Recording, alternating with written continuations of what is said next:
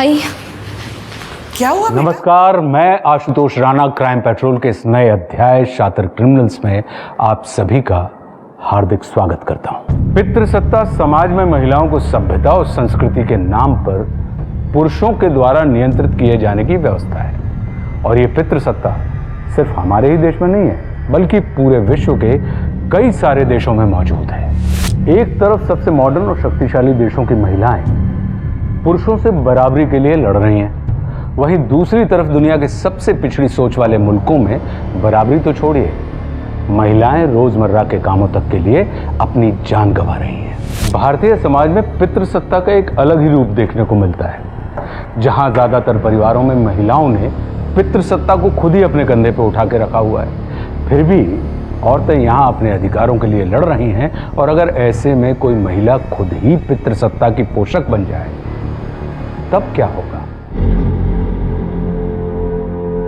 अजिंक्य, कितना प्यार करते हो तुम मुझसे? प्यार? इतना प्यार कि तुम्हारे लिए अपनी जान दे भी सकता हूं और किसी और की ले भी सकता हूं। सच? झूठ नहीं बोलता मैं कभी भी, समझी? तुम मुझसे शादी क्यों नहीं कर लेते?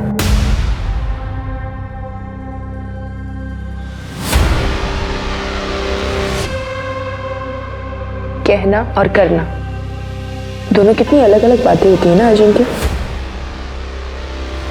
तुम मेरे साथ जीना सीख लो।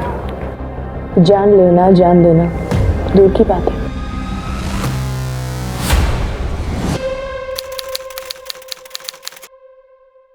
अरे रुको रुको, क्या दादा वहनी को घर ला रहे हो और जेब भी ना हल्की करनी पड़े?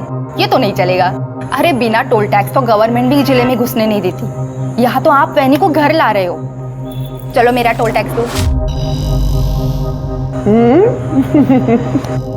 ये ले तेरा टैक्स, पूरे 50,000। चल अब जाने दे। बस 50,000? इतने में तो अच्छा सा ढंग का फोन भी नहीं आएगा। चलो इसे डबल कर दो। तुझे समझ नहीं आता क्या कहा मैंने? जितना दिया है उतना रख ले। अरे चिढ़ तो उसका चला पीछे, उसके इकलौते भाई की शादी है। रुक बहू, ये ले, ये अपने ननंद को दे दे। आखिर गृहस्थी में इसके साथ तेरा भी बराबर का हक है।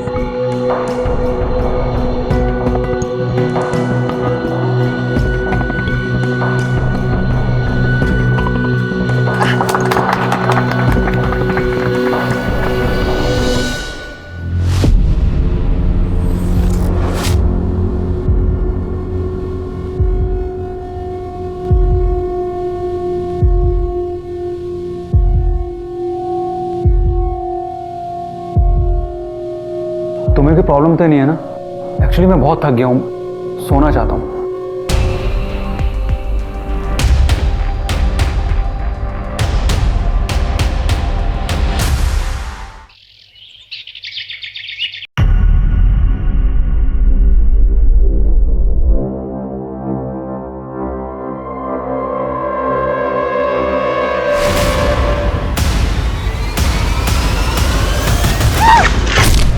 अरे मैडम ठीक हो आप? मैडम अरे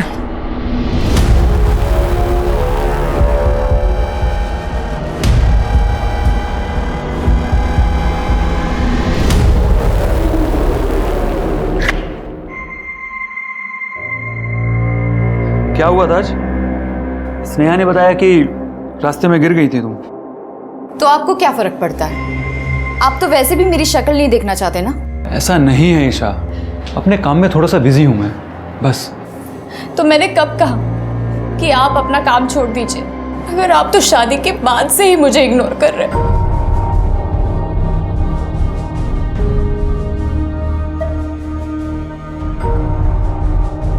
ईशा, थोड़ा सा टाइम दो मुझे, कुछ प्रॉब्लम्स है मेरी, एक बार उन्हें सॉर्ट आउट कर लूं। अजिंक्य, मुझ में कुछ कमी है क्या? पसंद नहीं हूं मैं आपको? ऐसा नहीं है।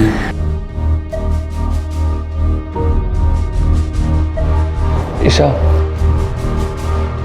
ईशा, परसों सुबह फ्लाइट है मेरी, मुंबई जाना है मुझे, जल्दी उठना है, तो सोने जा रहा हूँ। अजिंक्य,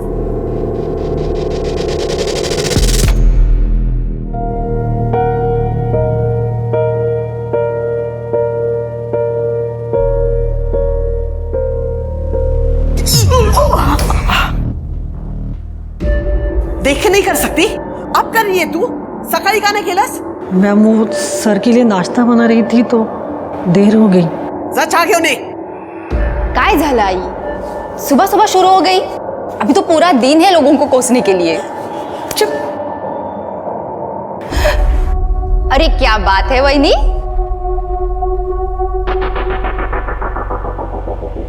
सच बताइए, कल रात दादा ने आपको सोने नहीं दिया ना, इसलिए आपकी नींद लेट खुली ना? वैसे दादा है कहाँ? कई दिनों से नहीं दिखे। सुबह उठेगी तो पता चलेगा ना। हाँ, ऑफिस गया है वो, तसा तुमचा डोळा तर दुपारपर्यंत उघडतच नाही। तो आई मुझे भी ऑफिस जाने देना, मैं तो दादा से जल्दी भी उठूंगी। हाँ, पर तुम्हारे खानदान में लड़कियां काम कहाँ करती है बाहर जाके? जो मेरा खानदान है ना, वही तुम्हारा खानदान है। अपने ससुराल जाके कर जो करना है। बिल्कुल सही कहा बहन जी आपने। बेटियों का असली घर तो उनके पति का घर ही होता है। अरे भाई साहब, इसकी क्या जरूरत थी? जरूरत थी, पहली बार जो बेटी के घर आ रहा हूं। वैसे हमारे दामाद जी कहाँ हैं? ऑफिस गया है वो। तुम्ही बसा ना, बस। हाँ, नमस्ते। हेलो, क्या ना बाबा, बस बड़ा कशी आहेस तो?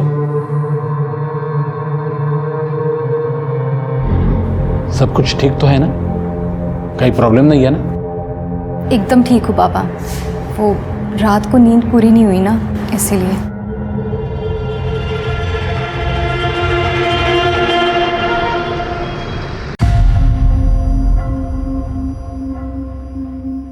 भाई क्या है ये खरोड़ गांव की जमीन खरीदने से मैंने आपको मना किया था, फिर क्यों खरीदी आपने? अमित ने अपने सोर्सेज से कंफर्म कर लिया है, वहां गवर्नमेंट का बहुत बड़ा पावर प्लांट लगने वाला है, जमीनों के दाम बढ़ने वाले हैं। ये अमित, इसकी बात पर आपको मुझसे ज्यादा भरोसा है। इसको तो मैं अभी छोड़।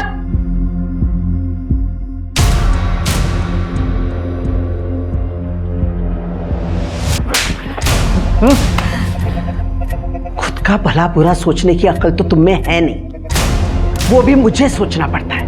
मेरा जितना भला आपको करना था ना, अब कर चुके हो। अब कम से कम मुझे अपने मन की कर लेने दो। करो, किसने रोका है? अरे आपने रोका है, और किसने रोका है मुझे? क्या? देखो बेटा, ये प्रॉपर्टी, ये घर, ये सब तुम्हारा ही तो है, लेकिन पहले खुद को साबित कर।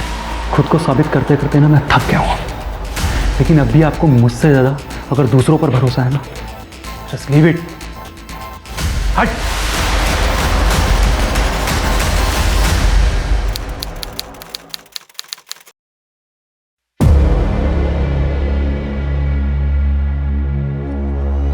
अच्छा एक बात बता, ये तेरा भाई है, अगर ये वापस ही नहीं आया तो तेरी तो मौज ही मौज, सारी प्रॉपर्टी तेरी। कुछ भी बोलते हो यार। आई मुझे ऑफिस तक जाने नहीं देती, प्रॉपर्टी क्या खाक देगी? और वैसे भी भाभी है ना, भैया की बात, प्रॉपर्टी तो भाभी को ही मिलेगी। चलो भाभी को आधी प्रॉपर्टी मिल गई, बाकी बची हुई प्रॉपर्टी तो तेरी हुई। 1 रुपया नहीं मिलेगा मुझे आसानी से, कुछ तो करना पड़ेगा उसके लिए।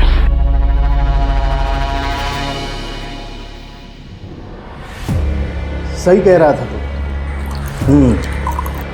अगर लड़की का भाई वापस ही नहीं आया तो प्रॉपर्टी तो उसी की होगी। मामा मैं मजाक कर रहा था। लेकिन सच कह रहा था। लेकिन एक बात गलत बोली, प्रॉपर्टी अगर लेनी है तो पूरी ले, आधा हिस्सा भाभी को भी क्यों देना?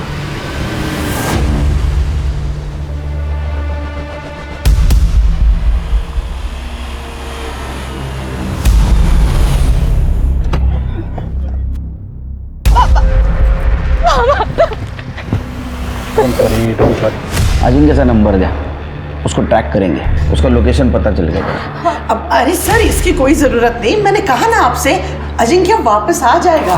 आई 15 दिन से गायब हो, 10 दिन से उनका फोन बंद है और आपको कोई टेंशन नहीं हो रही है। अगम आपकी बात हुई अजिंक्य से? नहीं। बहुत रिलैक्स नजर आ रही हैं, कहीं फंसा होगा, किसी प्रॉब्लम में होगा, उसका नंबर ट्रैक करेंगे प्रिकॉशन के तौर पर। नंबर दीजिए, उसका फोटो भी देना। सही फोटो उनका। चलिए।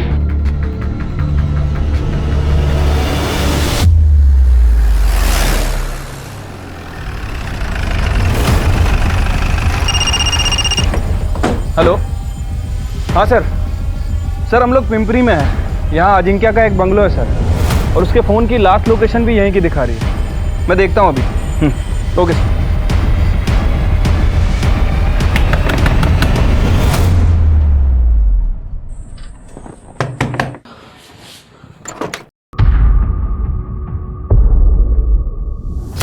अजिंक्य को बुलाओ। साहब तो चले गए घर पे 1 घंटे पहले। चले गए? तुम कौन हो? मैं किशोर, काम करता हूँ यहाँ। जी सर। तुम कौन हो? सर मैं यहाँ का केयर टेकर हूँ। Caretaker? अजिंक्य यहाँ कितने दिन से रुका हुआ था? मैडम अजिंक्य भाऊ आज ही आए थे, 2-3 घंटे रुके और चले गए।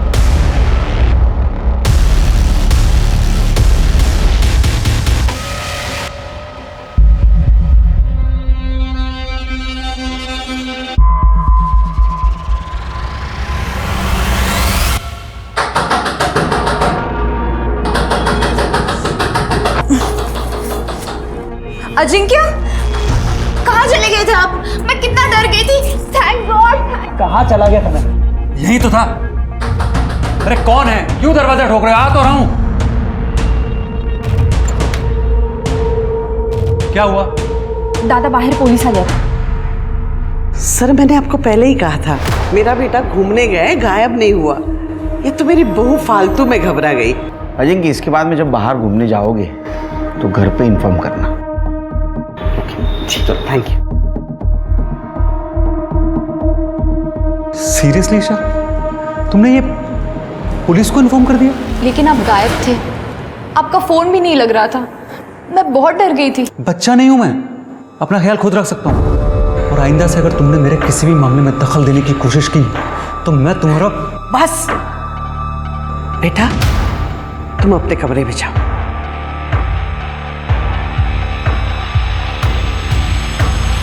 इसके ऊपर गुस्सा निकालने से अच्छा है तुम इसे खुश रखने की कोशिश करो। आज तो मैंने तुम्हें फोन कर दिया, लेकिन तुमसे परेशान होकर अगर इसने अपने बाप को फोन कर दिया और कुछ कह दिया तो तुम बड़े प्रॉब्लम में फंस सकते हो।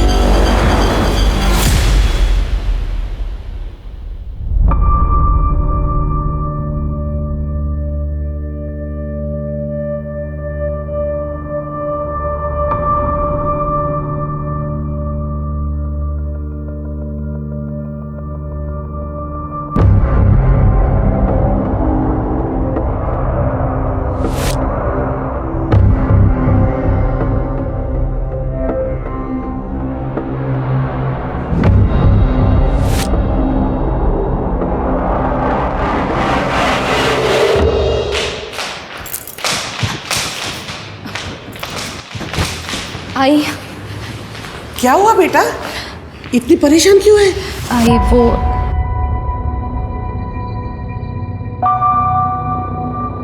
अरे छुपा इसे, कोई देख लेगा।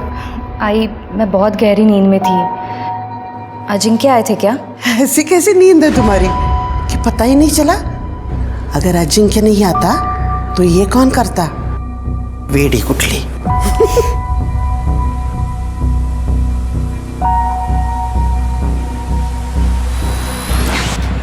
थैंक्स।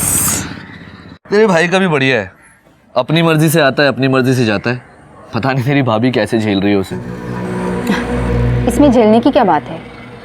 घर में किसी चीज की कमी थोड़ी ना है। एग्जैक्टली, घर में किसी चीज की कमी थोड़ी ना है। करोड़ों की प्रॉपर्टी अलग से। अगर ये सब नहीं होता ना तो कब का छोड़ के भाग गई होती तेरी भाभी तेरे भाई को।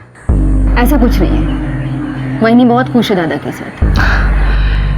ये खुशी ना सिर्फ दिखावा है, चाहे तो देख लेना। अगर कल को तेरी ये भाभी तेरी दूसरी आई बन के तेरे सर पे ना बैठी ना तो बताना मुझे।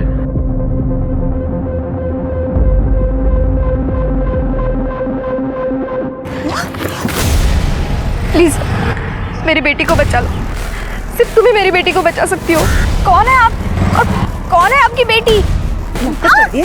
हाँ, मुझे सब पता है कि तुझे पता है कि तेरा पति मेरे बेटी के साथ क्या कर रहा है। हाँ, चुप। तुम उस राक्षस का साथ दे रही हो। तुम सब लोग एक जैसे ही हो। अरे मैडम छोड़िए, हटिए। पागल हो गई है क्या? पहले ये तो बता मामला क्या है, कौन है तेरी बेटी? हटिए पीछे, हटिए। आइए मैडम आइए, आप आइए। बैठिए हटिए यहाँ से।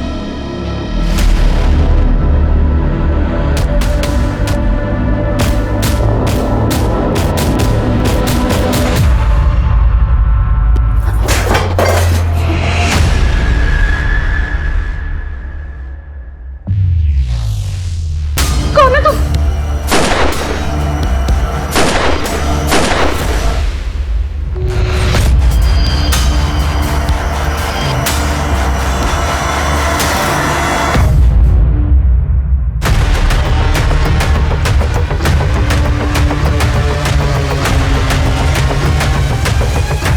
सर बॉडी जयश्री वाडेकर की बहू ईशा वाडेकर की है। 3 गोलियां मारी गई हैं सर। और बॉडी देख के लग रहा है कि मर्डर लगभग कल शाम के आसपास हुआ है। ये अपने पास आए थे ना पति की मिसिंग कंप्लेंट लिखवाने? हाँ सर, अजिंक्य वाडेकर।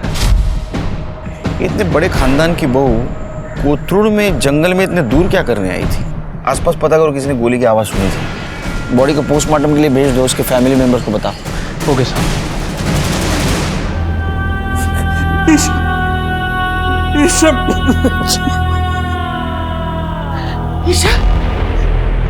ईशा बाला, बहू रानी क्या हुआ?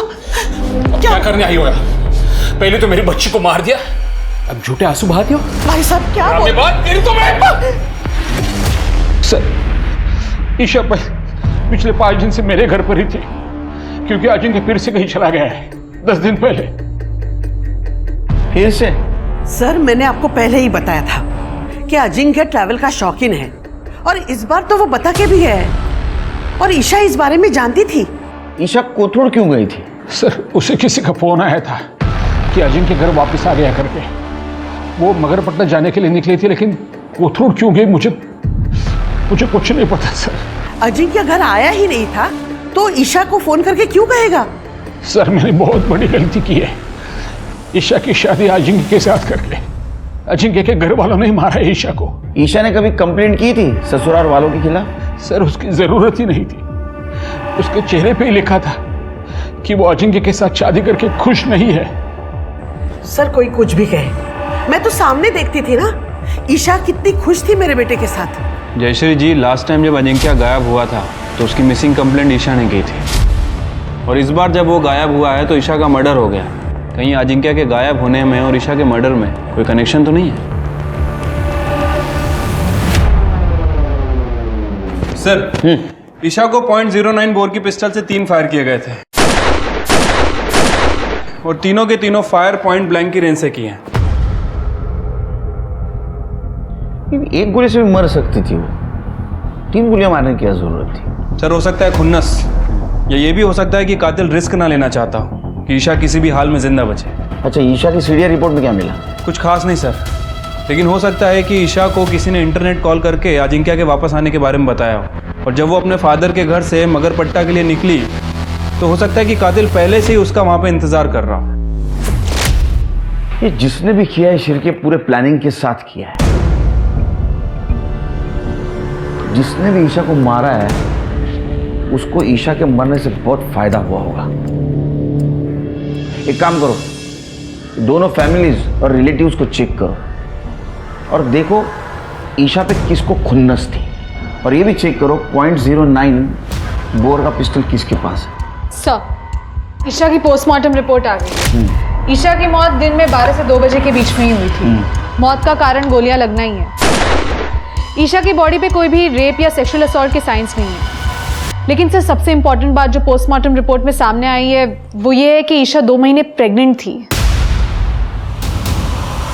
इसका मतलब उन दरिंदों ने ईशा के साथ साथ उसके बच्चों को भी मार दिया? नहीं सर, ईशा ने अपने प्रेगनेंसी के बारे में मुझे कुछ नहीं बताया। वो क्यों छुपा रही थी? आप कुछ जानती हैं इस बारे में? नहीं, वहीनी ने मुझे कुछ नहीं बताया था। सर हमने खबरियों को कॉन्ट्रैक्ट किलर्स के पीछे छोड़ दिया है। उन्हें कुछ भी पता चलेगा तो वो हमें इन्फॉर्म करेंगे। और सर जहाँ तक बात है ईशा की फैमिली की, तो ईशा की फैमिली में किसी के पास भी .09 बोर की पिस्टल नहीं है। सर मुझे तो शुरू से ही दाल में कुछ काला लग रहा था। श्री की दाल में काला नहीं, पूरी दाल काली है। एक काम करो श्री, ये ईशा का थरोली इन्वेस्टिगेशन करो। हो सकता है उसकी प्रेगनेंसी उसके मौत का कारण हो। और तुम उसका घर और ससुराल में जितने भी नौकर हैं उनसे बात करो, देखो कुछ बोलते हैं क्या। और वो पीएम डॉक्टर, उससे बोलना ईशा का और उसके होने वाले बच्चे का विसारा प्रिजर्व करके रखे। बहुत कॉम्प्लिकेटेड केस है, ये विसारा जरूर काम आएगा। ठीक है सर।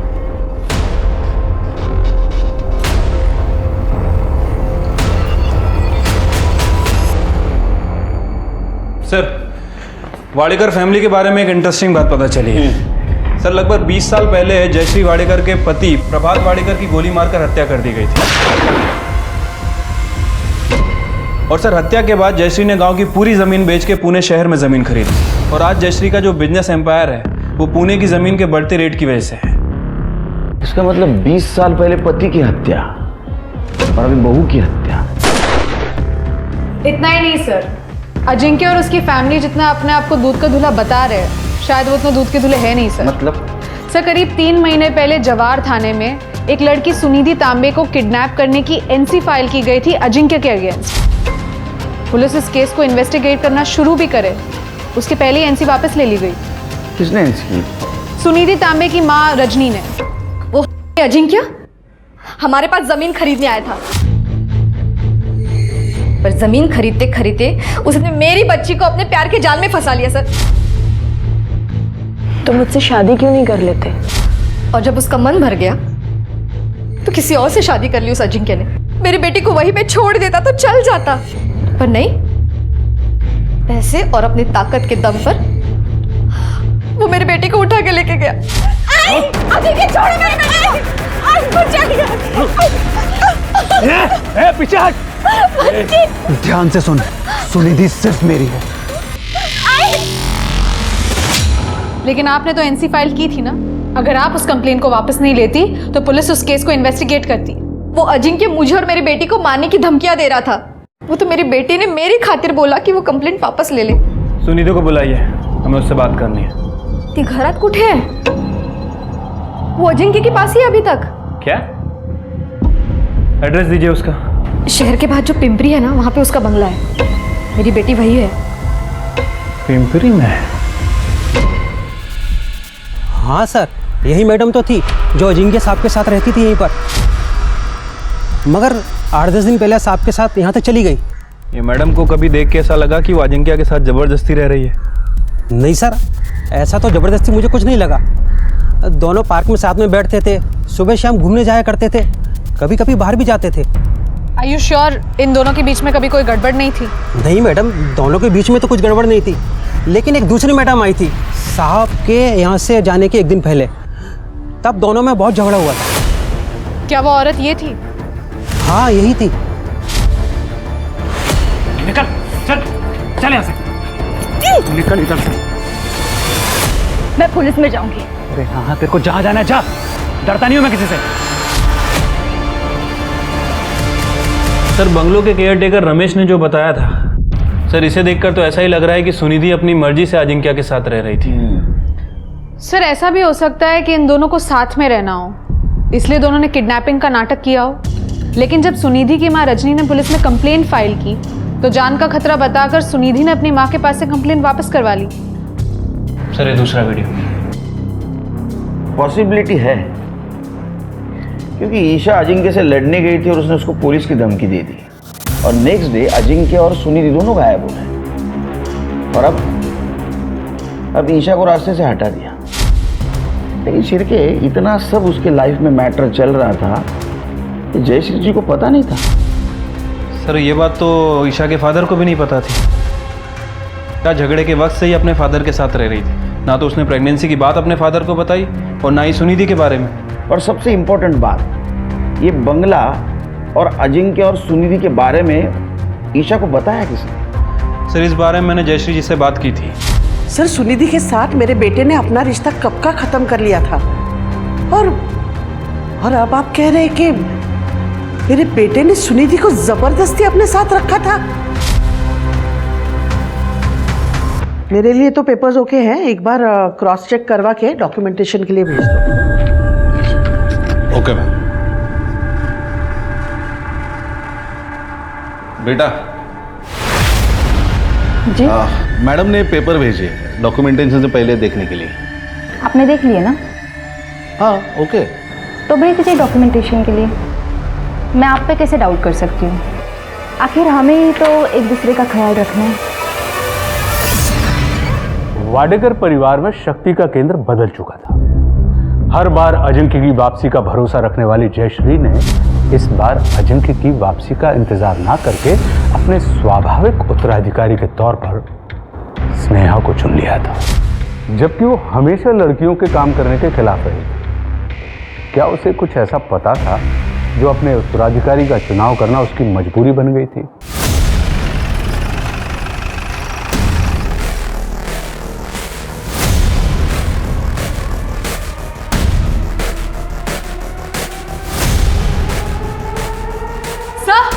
ये देखिए,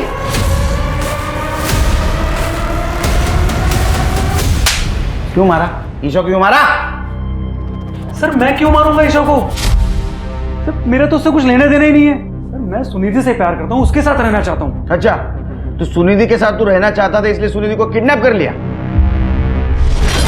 सर करना पड़ा मुझे किडनैप। ईशा की वजह से सुनिधि को लगता था कि मैंने उसे धोखा दिया है सर। कुछ दिन हम लोग साथ में रहते तो सब कुछ नॉर्मल हो जाता हमारे बीच में। अजिंक्य बहुत सनकी था सर। अगर मैं उसके साथ कोऑपरेट नहीं करती तो वो मुझे और मेरी आई हम दोनों को जान से मार देता। मेरे पास कोई और ऑप्शन नहीं था उसकी बात मानने के सिवा। तू सुनिधि को इतना प्यार करता था तो ईशा के साथ शादी क्यों की? आई की वजह से सर। आई चाहती थी कि हमारी स्टेटस वाली बहू हमारे घर में है। उन्होंने मजबूर किया मुझे ईशा से शादी करने के लिए। सर मैंने तो उम्मीद ही छोड़ दी थी कि अजिंक्य मुझे कभी जाने भी देगा, लेकिन कुछ दिन पहले उसकी बीवी ईशा बंगलों पर आ गई थी।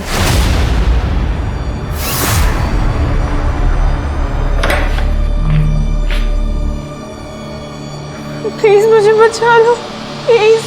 अजिंक्य मुझे जान से मार दे, प्लीज।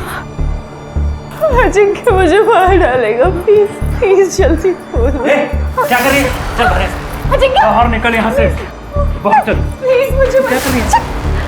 अपने काम से काम रखा कर। मैं तेरे किसी मामले में नहीं पड़ता हूँ, तू भी मेरे मामले में मत पड़। अब ये सिर्फ तुम्हारा मामला नहीं है अजिंक्य, मेरा भी है। बीवी हूँ मैं तुम्हारी, तुम्हारे होने वाले बच्चे की माँ। दिमाग खराब है क्या तेरा?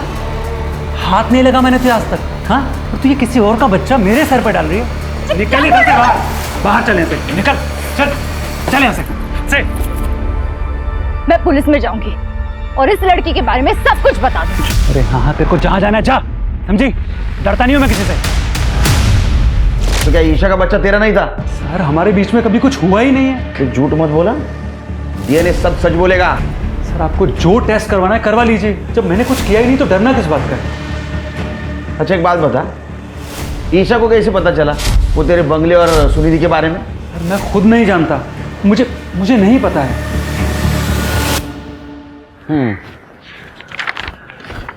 सर अजिंक्य के फ़ोन लोकेशन के हिसाब से पिछले 2-3 महीने में उसकी फ़ोन की लोकेशन वाडेकर हाउस में बहुत कम रही है सर। ये देखिए, कभी एक दिन, कभी आधा दिन। सर कहीं वो सच तो नहीं कह रहा है? मतलब वाकई में ईशा का किसी के साथ कोई अफेयर चल रहा था और इसीलिए शायद उसने अपनी प्रेगनेंसी की बात छुपाई। नहीं लेकिन सिरके, अजिंक्य जैसा आदमी जिसने सुनिधि को किडनैप किया और बलजबरी अपने साथ रखा, उसका डीएनए टेस्ट करने के बाद ही पता चलेगा वो झूठ बोल रहा है सच बोल रहा है। अगर झूठ बोल रहा है तो अरेस्ट कर लेंगे, और अगर वो सच बोल रहा है तो इसका मतलब ये है कि ईशा की ज़िंदगी में कोई और था। जब आपको मालूम है कि ईशा का संबंध किसी और आदमी के साथ था तो मेरे बेटे को क्यों पकड़ के रखा है? उसे बेवजह बेवजह?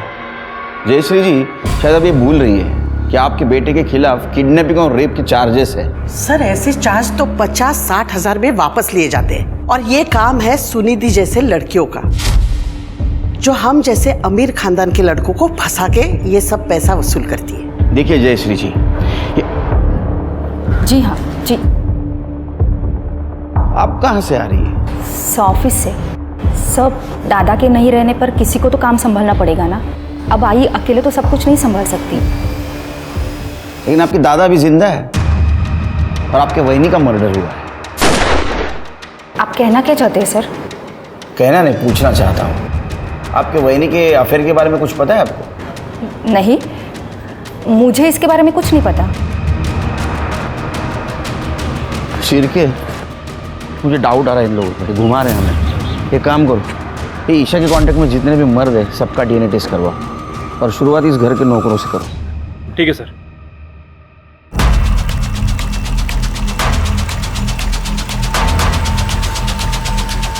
डर क्यों रहा है? नहीं सर। कुछ किया? नहीं सर, मैंने कुछ नहीं किया। अब कौन बचा? सर नीलेश, जयश्री जी का खास। सर सारा सामान डीएनए के लिए भेज दो और बोलना रिपोर्ट जल्द से जल्दी दो। ठीक है सर। सर डीएनए की जरूरत नहीं है। ईशा वाहिनी के होने वाले बच्चे का बाप मैं ही हूँ सर। इंस्पेक्टर साहब अरेस्ट करना इसे। अपनी पोल खुलने की वजह से इसी ने मेरी बहू को मारा और इसकी सजा मेरा बेटा भुगत रहा है। ये क्या बात कर रही है मैडम आप? आपके कहने पर ही तो वहिनी के साथ सो रहा था मैं, ताकि वहिनी को ये लगे कि उसके साथ अजिंक्य सो रहा है। क्यों? शर्म नहीं आती? क्यों झूठ बोल रहा है? क्यों झूठ बोल रहा है? ये झूठ बोल रहा है इंस्पेक्टर साहब, ये झूठ बोल रहा है। सर मैं सही कह रहा हूँ। मैडम के कहने पर ही मैं अफीम लेके आता था, जिसे मैडम वहिनी के दूध में डालकर उसको बेहोश करती थी।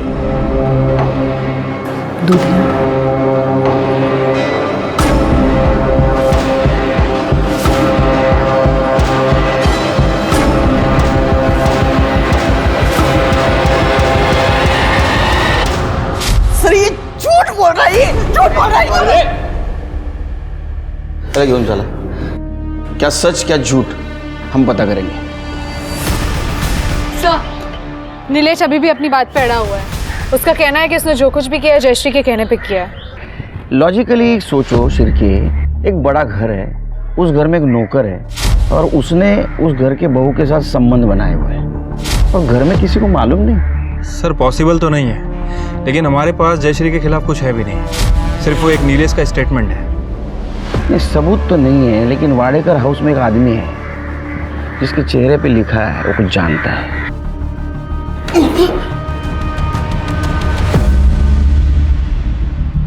देखो, कुत्ता कितना भी वफादार क्यों न हो, वो पागल हो जाता है ना तो मालिक उसको गोली मार देता है। मेरा इन सब से कुछ लेना देना नहीं है साहब। ये तेरी शक्ल तो कुछ अलग बोल रही है रे, कुछ जानता है। देख अभी बता दे, टाइम है तेरे पास, वरना मेरा हाथ घूमना शुरू हो गया ना तो घड़ी का कांटा घूमना बंद हो जाता है। साहब वो बुढ़िया सुनिधि की अम्मा, उसने वहिनी के ऊपर हमला किया था। तुम सब लोग एक जैसे ही हो। अरे मैडम मैडम छोड़िए। पहले क्यों नहीं बताया रे?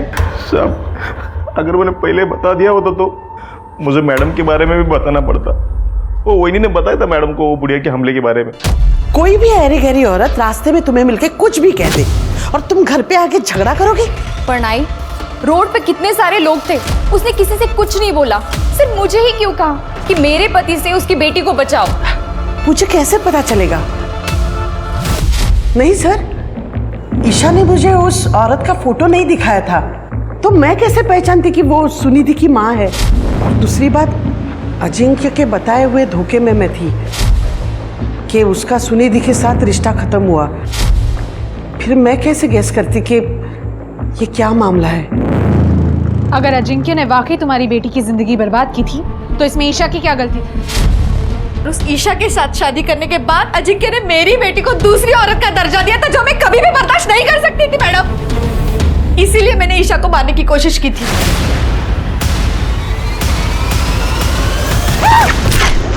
अरे मैडम ठीक हो आप? लेकिन वो बच गई। इसलिए तुमने दोबारा ट्राई किया। तुम सब लोग एक जैसे ही हो। अरे मैडम छोड़िए। लेकिन तीसरी बार ईशा बच नहीं पाई। वाकई तुमने उसे मार दिया। नहीं नहीं, मेरी आई ने ईशा को नहीं मारा है। मेरी आई किसी को भी नहीं मार सकती है। मैंने सुना था ईशा को 3 गोलियां लगी थी ना। एक बार हमारी हालत तो देखिए। मैं अपने बच्चे का इलाज नहीं कर पा रही थी हॉस्पिटल में, इसलिए उसको घर पे लेके आई। जो धक्का वक्का करना था वो मैंने किया, पर ईशा पे गोलियां चलाने के लिए पैसे मेरे पास नहीं थे। मैडम लेके जा रहे हो? मैडम छोड़ो मैडम, मैंने कुछ नहीं किया। मेरी आई ने कुछ नहीं किया। सर ये जयश्री कभी नहीं चाहती थी कि स्नेहा बिजनेस में दखल अंदाजी दे, लेकिन अब ये स्नेहा बिजनेस में दखल अंदाजी देने लगी है।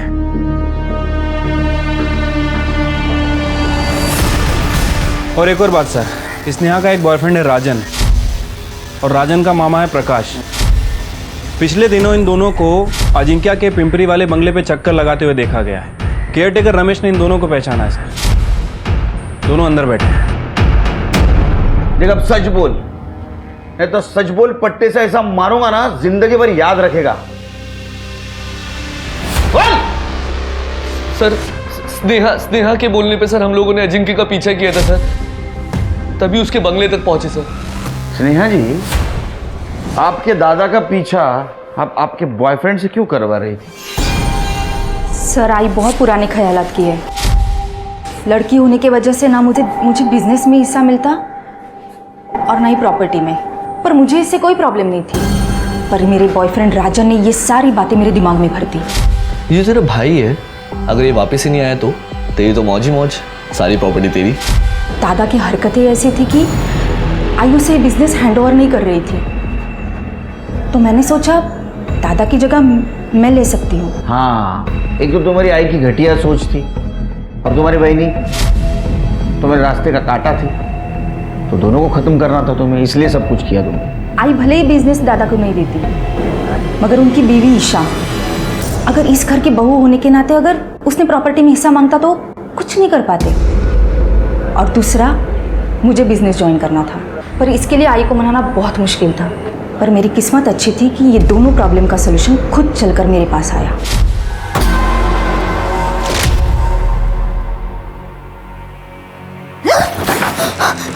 ये क्या कर रहे हैं आप? डर क्यों रही है? हाँ? नहीं, मुझे पता है तेरा पति अजिंक्य तुझे खुश नहीं रख पाता। तो बोले तो वो कभी मैं पूरी कर दूं? हिम्मत कैसी हुई आपकी ये सब सोचने की? मैं भी आई को सब बोल दूंगी, सब बता। तो वैसे भी तो किसी से भी ये बात कहेगी ना, तेरी बात कोई नहीं मानेगा। लेकिन अगर मैं आई को बताऊंगी ना तो वो जरूर मानेगी।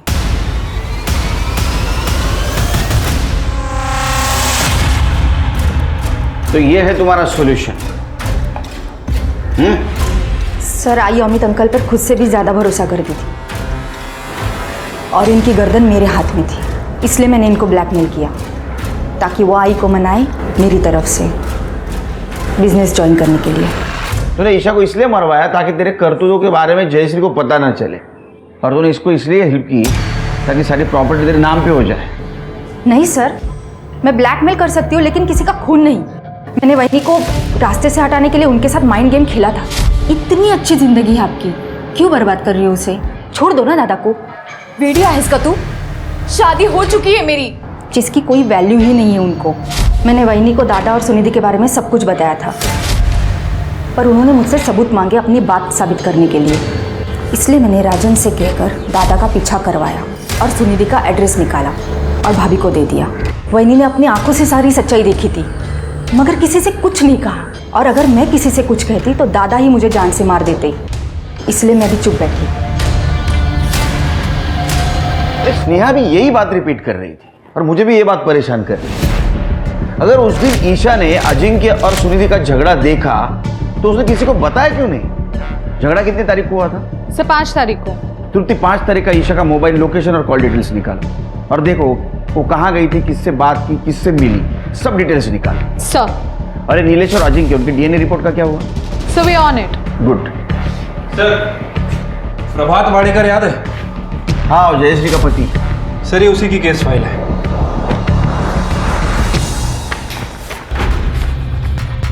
और सर ये अरे तो उस्मान शेख है, शार्प शूटर, ये तो जेल में बंद था। हाँ सर, ये 2 महीने पहले ही जेल से बाहर आया है। और सर इसका प्रकाश वाडेकर के मर्डर में बहुत ही तगड़ा लिंक है सर। प्रभात वाडेकर की मौत .09 बोर की पिस्टल से हुई थी और ये उस्मान के पास भी .09 बोर की पिस्टल है। इसके ऊपर पुलिस केस भी हुआ था, कोर्ट में पेशी भी हुई, लेकिन इसके खिलाफ कोई सबूत नहीं मिला, इसलिए इसे रिहा कर दिया गया। ईशा का मर्डर हुआ उस दिन इसके फ़ोन की लोकेशन 12 बजे से 1 बजे के बीच कोथरूड की है। शिर के गुड वर्क, कम से कम एक सिरा तो मिला। इस सिरे को पकड़ के हम किनारे तक पहुंचते हैं।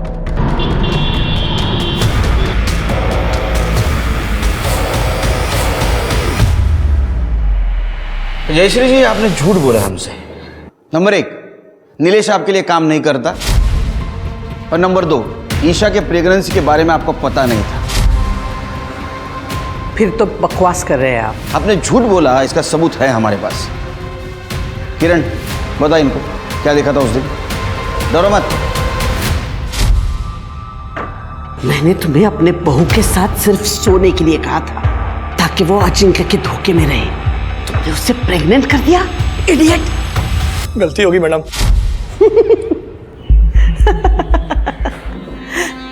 इस किरण के कहने पे आप मुझे अरेस्ट करोगे, जयश्री वाडेकर को?